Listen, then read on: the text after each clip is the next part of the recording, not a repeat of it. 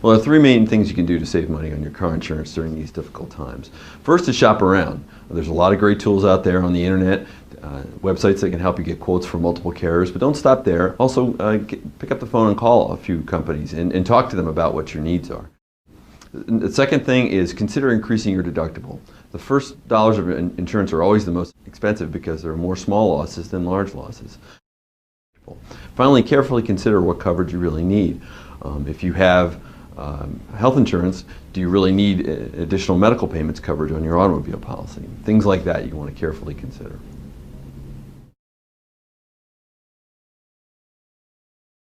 The best rates go to the best drivers, the people with the fewest accidents and the fewest tickets. So driving safely, obeying the speed limits, not getting tickets, that's going to be probably the number one way you can save money on your car insurance. Having good traffic laws that are well enforced leads to safer roads, which benefits everyone. There's two things in particular that I think people can support. Number one is primary enforcement of seatbelt and child restraint laws. Most states have laws now that require people to use seatbelts and to have kids in a child restraint device.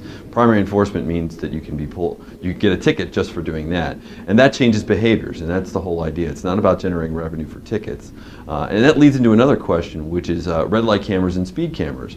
And you hear a lot of controversy about that in the news, but primarily these things work because they change people's behaviors, not because they raise money for municipalities. In fact, if they really work, there are actually fewer violations. You take a risk of losing everything you have every time you drive your car because you won't have any coverage to pay if you cause an accident. As we talked about before, there are lots of ways you can save money on your car insurance without dropping your coverage and taking that kind of a risk that really no one can afford to take.